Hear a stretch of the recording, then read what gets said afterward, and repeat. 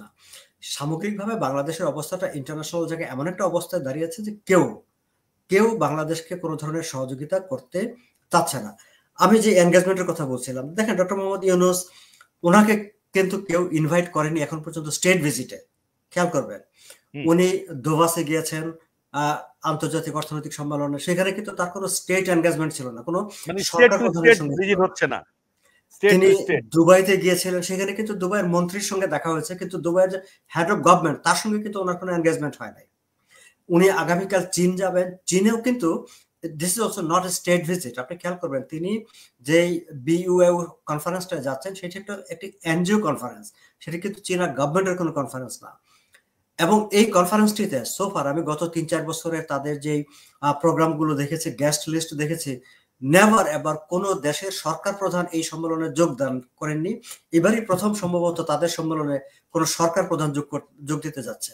এবং এই সম্মেলনে তাদের যে গেস্ট লিস্ট, সেই গেস্ট লিস্টে কিন্তু চীনের গভর্নমেন্টের যে কেউ অংশগ্রহণ করবে তাদের নামও নাই। যে বর্তমান তত্ত্বাবধায়ক সরকার বা অন্তর্বর্তীকালীন সরকার যেটা আছে ডক্টর ইউনূসের নেতৃত্বে, সেটি আসলে সামনের দিনে চলতে পারবে কিনা, অথবা কোন রকম রাজনৈতিক দৃশ্যপটের কোনো পরিবর্তন আসবে কিনা, বা আসার কোন রকম আলামত, শঙ্কা, আশঙ্কা এমন কিছু আপনি দেখছেন কিনা স্বাগত ভাই? আমি যদি আলোচনাটা ঠিক এই জায়গা থেকে শুরু করি, আপনি যে কথাটি বলছেন যে বর্তমান অন্তর্বর্তী সরকার সামনের দিকে চলতে পারবে কিনা, আচ্ছা আমি যদি পাল্টা আপনাকে প্রশ্ন করি, সরকার কি চলছে? যেদিন থেকে সরকার দায়িত্ব গ্রহণ করেছে সেই দিন থেকে আজ অবধি প্রায় ৮ মাস সময়, এই সময় পর্যন্ত আমরা কি সরকারের অস্তিত্ব অনুভব করেছি বা করি? আমরা কি বুঝতে পারি যে দেশে কোনো সরকার আছে? আমরা আসলে সেটা অনুভব করি না। আমরা দেখি দেশে কোনো সরকার নেই, আমরা দেখি দেশে একটি মব তৈরি হয়েছে। মূলত সেই মব যা সিদ্ধান্ত নেয়, যা করতে চায় তাই হয়। কারণ যখন সরকার থাকে তখন সবকিছু নিয়মতান্ত্রিক উপায়ে চলে, একটা আইনি কাঠামোর ভেতর দিয়ে দেশ, সরকার সবকিছু অগ্রসর হয়। কিন্তু এখন গত ৮ মাস ধরে আমরা দেখেছি সেই সময় কোনো কিছু বালাই নেই।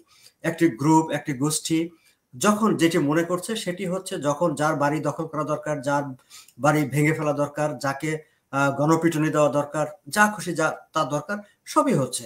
এবং প্রত্যেকটা কাজে আমরা দেখেছি যে রাষ্ট্র, সরকার নাই, একদম কোথাও দেখা যায়নি যে সরকার আছে, কারণ সরকার থাকলে এই কাজগুলো চলতে পারে না।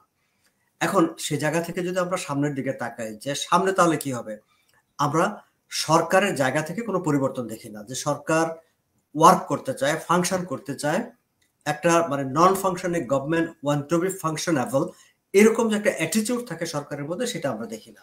আমরা কি দেখি যে সরকারের চারপাশে তাদের কাছে আপনার রাষ্ট্র, জনগণ, মানুষ, অর্থনীতি নিয়ে আলাদা করে আলোচনা হতেই পারে, কারণ এখন একেবারেই গত কয়েকদিনে আলাদাভাবে বিভিন্ন পত্রপত্রিকায় যেসব খবর প্রকাশিত হয়েছে সেগুলোকে আপনি যদি জোড়া দিয়ে টেবিলের উপর রাখেন, আপনার সামনে কিন্তু সামগ্রিকভাবে দেশের একটা বীভৎস একটা অবস্থা দাঁড়িয়ে যায়।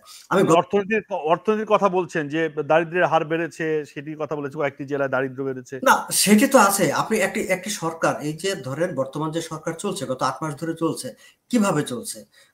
আমরা দেখেছি যে গত ৭ মাসে মানে থাউজেন্ডস অফ টাকা তারা ব্যাংক থেকে লোন নিয়েছে। কোন ব্যাংক থেকে? যে ব্যাংকটা কিন্তু বিগত সরকার, শেখ হাসিনা সরকার রেখে গেছে, সেই ব্যাংক থেকে কিন্তু টাকা নিয়ে সরকার চলছে। আমরা কালকে পত্রিকায় দেখলাম যে বিদেশি সহযোগিতা মানে যে ডিসবার্সমেন্ট লোন, নতুন কোনো কমিটমেন্ট তো অলমোস্ট নাই, কারণ নর্মালি ফরেনাররা তারা যখন কোনো গভর্নমেন্টের উপর আস্থা না পায় তারা ওয়েট করতে থাকে যে না ঠিক আছে একটা ইলেক্টেড গভর্নমেন্ট আসুক তখন তাদের সঙ্গে এনগেজমেন্ট করব। এখন কিন্তু এই গভর্নমেন্টের সঙ্গে ডক্টর মোহাম্মদ ইউনূসের সঙ্গে আপনি খেয়াল করে দেখবেন যে কোনো ফরেন এনগেজমেন্ট নাই, ফলে কোনো ফরেন ইনভেস্টমেন্ট নাই, ফরেন মানে অ্যাসিস্ট্যান্স নাই, কোনো কিছু নাই। ফলে কালকে ওয়াহিদুদ্দিন মাহমুদ সাহেব বলেছেন যে ব্যাংক বাঁচিয়ে রাখতে টাকা ছাপাতে হচ্ছে। আসলে ব্যাংক বাঁচিয়ে রাখতে তো টাকা ছাপানো হচ্ছে না, টাকা ছাপানো হচ্ছে সরকারকে বাঁচিয়ে রাখতে, কারণ টাকা ছাপিয়ে ব্যাংকে দেওয়া হচ্ছে, সেই ব্যাংক থেকে সরকার আবার লোন করে এনে সরকার চলছে। ফলে একদিকে সরকার একটা মানে ত্রাহি মধুসূদন অবস্থার মধ্যে আছে, এবং সেই সরকার জনগণের দিকে সেদিকে তারা তাকানোর ফুরসত পাচ্ছে না, কিন্তু তাদের মাথায় আসলে এইসব কাজ করছে না, তাদের মাথায় কাজ করছে অন্যান্য বিষয়। তারা আপনি খেয়াল করে দেবেন যে একটি সংস্থা। সাগর ভাই, একটু আপনি যখন আলোচনাটা শুরু করেছেন, আমি একটু প্রশ্ন করি যে ডক্টর ইউনূস তিনি একজন খ্যাতনামা একজন অর্থনীতিবিদ, তিনি নোবেল লরিয়েট এবং তার সাথে পৃথিবীর নানা রকম ব্যক্তি সংস্থা নানা রকম গ্রুপের সংযোগ আছে। তিনি কিন্তু ক্ষমতা যখন নিয়েছিলেন তখন বলেছিলেন যে তারা বিদেশিরা আমাদের দেশে ছুটে আসবে বিনিয়োগের জন্য এবং তারা বাংলাদেশে সাহায্য করার জন্য তারা প্রস্তুত রয়েছে। তিনি যখন প্রথম সফরে গেলেন আমেরিকায় তখন না বিশ্ব ব্যাংকের সাথে বসলেন এবং তিনি বলেছেন, আমাদের আশ্বস্ত করেছিলেন যে বাংলাদেশ আর্থিক দিক থেকে অনেকেই বাংলাদেশের সহযোগিতার জন্য হাত প্রসারিত করবে এবং সেটি সুখবর তিনি জানিয়েছিলেন। তো সেই জায়গায় মানে তার এই প্রত্যয়টি আমরা কেন বাস্তবিত হতে দেখছি না? দেখেন, দুটি বিষয়। ডক্টর মোহাম্মদ ইউনূস আন্তর্জাতিকভাবে পরিচিত নোবেল বিজয়ী একজন ব্যক্তিত্ব, সেটা হচ্ছে তার একটি পরিচয়। আবার তিনি যখন একটি রাষ্ট্রের প্রধান হন, একটি সরকারের প্রধান হন, তখন কিন্তু আরেকটি পরিচয়। মানুষ যখন কোনো রাষ্ট্র, কোনো বিনিয়োগকারী যখন ধরুন আমি যদি আপনাকেই বলি যে আপনার কাছে কেউ যদি লোন চায়, আপনি তাকে ব্যক্তিগত বন্ধু হিসাবে হয়তো খানিকটা কিছু আপনি সহযোগিতা করতে পারেন, কিন্তু যখন একটা ইনভেস্টমেন্টের জন্য মোটা অঙ্কের লোন চায়, আপনার যদি সক্ষমতা থাকে, আপনি তাকে সেটি দেওয়ার ক্ষেত্রে আপনি কতগুলো বিষয় বিবেচনা করবেন। তার ক্যাপাবিলিটি, তার বিশ্বস্ততা, তার কাছ থেকে আপনি টাকাগুলো ফেরত পাবেন কিনা, টাকাগুলো নিয়ে এসে ভালো কাজে লাগাবে নাকি নয় ছয় করে ফেলবে, এইসব নানা কিছু ভাববার বিষয় আছে। তো একই অবস্থা যখন কোনো বিদেশি রাষ্ট্র কিংবা বিদেশি বিনিয়োগকারী কোনো দেশে তারা বিনিয়োগ করতে চায়, তারা ওই ব্যক্তিটার চাইতে ওই ব্যক্তির নেতৃত্বে পরিচালিত সরকার, রাষ্ট্র, তার যে সামগ্রিক অবস্থা তারা সেটি দেখতে চায়। আপনি আগস্টের পরবর্তী সময় থেকে বাংলাদেশের দিকে যদি তাকান, পুরো বাংলাদেশটি একটা মানে নো গভর্নমেন্ট স্টেটে পরিণত হয়েছে। একেবারে নৈরাজ্য, কোনো সরকারের অস্তিত্ব নাই, আছে বলে মনে হয় না। এরকম একটি জায়গায় কোনো দেশ তার ইনভেস্টমেন্ট নিয়ে আসতে চাইবে না এবং তারা আসেনি। আপনি খেয়াল করবেন, শুধু তাই না, আপনি জাস্ট ডক্টর মোহাম্মদ ইউনূস প্রথম যখন জাতিসংঘে গেছেন, হ্যাঁ, জো বাইডেনের সঙ্গে সাক্ষাৎ হয়েছে, সেই সময় অনেকের সঙ্গে মিটিং করেছেন। তারপরে আপনি দেখেন আজ পর্যন্ত তার সঙ্গে আপনি গণমাধ্যমের লোক আপনি খুঁজে খুঁজে বের করে দেখেন তো যে কোন দেশটা ডক্টর মোহাম্মদ ইউনূসকে স্টেট ভিজিটে ইনভাইট করেছে? No government, no state. আমরা মাঝখানে খবর শুনেছি ইলন মাস্ক আসবার কথা এখানে, স্পেস এক্সের সে এখানে বিনিয়োগ করবে। আমরা আন্তর্জাতিক বিনিয়োগকারীদের সামনে সামিটের কথা শুনছি। ফলে এগুলো আর কি আমাদের আশা জাগা নিয়ে কি না? খুবই খুবই ইন্টারেস্টিং আপনার পয়েন্ট। এখন একটা বিষয় হচ্ছে কি, আশরাফুল, আপনি যদি অ্যানাউন্সমেন্টও করেন যে আপনার শোতে মানে কি বলবো যে খুব ইলন মাস্কের কথাই বলে যে ইলন মাস্ক জয়েন করবে। এখন ইলন মাস্কের সঙ্গে আপনি কন্ট্রাক্ট করেছেন, করেন না, স্কেজুয়াল দিয়েছে, দেয়নি, সেটি কিন্তু আমার দেখার সুযোগ নাই। আমি দেখবো যে আপনার স্ক্রলে যাচ্ছে যে আপনার অনুষ্ঠানে ইলন মাস্ক আসবেন। সো এরকম অনেক কিছু আমরা দেখছি যে বর্তমান সরকারের প্রেস উইং থেকে বিশেষ করে এমন অনেক তথ্যই তো প্রচারিত হয়েছে যেগুলো আসলে বাস্তবতার সঙ্গে সঙ্গতিপূর্ণ না। তো আমি যে জায়গাটা ছিলাম, আপনি ইনভেস্টমেন্টের জন্য বা বৈদেশিক সহযোগিতার জন্য একটা রাষ্ট্রের তার যে অবকাঠামো, তার যে সামগ্রিক আইন শৃঙ্খলা পরিস্থিতি, তার যে সক্ষমতা, সেই বিষয়গুলো দেখা হয়। এবং সেই জায়গাটায় কোনো বিদেশি বিনিয়োগকারী তারা কনফিডেন্স ফিল করছে না যে এই মুহূর্তে বাংলাদেশে তারা কোনো বিনিয়োগ নিয়ে আসবে। আপনি দেখেন কয়েকদিন আগে যে মুডির যে ইন্টারন্যাশনাল রেটিং এজেন্সি, তারা কিন্তু বাংলাদেশটাকে তাদের রেটিং এ নেগেটিভ করে দিয়েছে। সো কারণ রেটিং যখন ইন্টারন্যাশনাল নেগেটিভ হয় তখন তো তাকে কেউ ইভেন ঋণও দিতে এগিয়ে আসে না। সামগ্রিকভাবে বাংলাদেশের অবস্থাটা ইন্টারন্যাশনাল জায়গায় এমন একটা অবস্থায় দাঁড়িয়েছে যে কেউ বাংলাদেশকে কোনো ধরনের সহযোগিতা করতে চাচ্ছে না। আমি যে এনগেজমেন্টের কথা বলছিলাম, দেখেন ডক্টর মোহাম্মদ ইউনূস, ওনাকে কিন্তু কেউ ইনভাইট করেনি এখন পর্যন্ত স্টেট ভিজিটে। খেয়াল করবেন, উনি দোভাসে গিয়েছেন আন্তর্জাতিক অর্থনৈতিক সম্মেলনে, সেখানে কিন্তু তার কোনো স্টেট এনগেজমেন্ট ছিল না, কোনো সরকার প্রধানের সঙ্গে হচ্ছে না।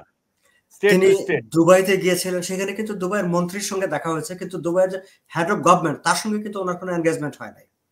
উনি আগামীকাল চীন যাবেন, চীনেও কিন্তু this is also not a state visit. আপনি খেয়াল করবেন তিনি যে বিইউ কনফারেন্সটা যাচ্ছেন সেটা একটি এনজিও কনফারেন্স, সেটা কিন্তু চীনা গভর্নমেন্টের কোনো কনফারেন্স না। এবং এই কনফারেন্সটিতে সোফার আমি গত ৩-৪ বছরে তাদের যে প্রোগ্রামগুলো দেখেছি, গেস্ট লিস্ট দেখেছি, নেভার এবার কোন দেশের সরকার প্রধান এই সম্মেলনে যোগদান করেননি। এবারই প্রথম সম্ভবত তাদের সম্মেলনে কোন সরকার প্রধান যোগ দিতে যাচ্ছে।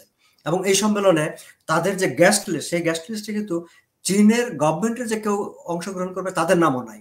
সো তিনি মূলত চীনে যাচ্ছেন একটি এনজিও কনফারেন্সে যোগ দিতে। তার বাইরে এখন পর্যন্ত আমি আজকেও ফরেন সেক্রেটারির বক্তব্য দেখলাম যে চীনের প্রেসিডেন্টের সঙ্গে সাক্ষাৎ হওয়ার সম্ভাবনা আছে, আলোচনা হওয়ার সম্ভাবনা আছে, ঠিক কথাগুলো এভাবে বলছেন। আমরা কিন্তু জেনেছিলাম যে 1 মাস আগে যে চীন বিশেষ বিমান পাঠিয়ে ডক্টর মোহাম্মদ জি জি, হ্যাঁ, ইউনূসকে চীনে নিয়ে যাবে। আমি এটা জানি না, আমি দুই আজকে তিন কিন্তু দিন আগেও কিন্তু কথা বলা হয়েছে, 2-3 দিন আগেও কথা বলা হয়েছে যে বিশেষ বিমান পাঠাচ্ছে চীন ডক্টর ইউনূসকে নেওয়ার জন্য।